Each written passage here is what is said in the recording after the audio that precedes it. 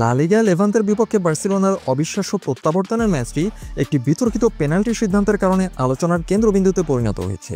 ম্যাচের প্রথমার্ধে বার্সেলোনার বিপক্ষে দেওয়া একটি পেনাল্টি নিয়ে ব্যাপক বিতর্কের সৃষ্টি হলে লা লিগা কর্তৃপক্ষ, রেফারি এবং ভিডিও অ্যাসিস্ট্যান্ট রেফারি অর্থাৎ VAR এর মধ্যকার কথোপকথনের অডিও প্রকাশ করতে বাধ্য হয়েছে।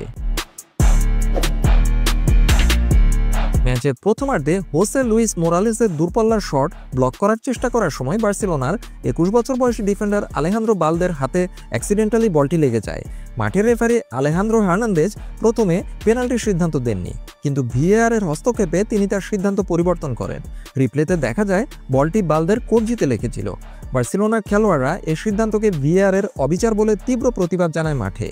লেভান্তের ফরওয়ার্ড মোরালেস পেনাল্টি থেকে অবশেষে গোল করে দলকে 2-0 গোলে এগিয়ে দেন এবং এই ব্যবধান নিয়েই প্রথমার্ধ শেষ হয়।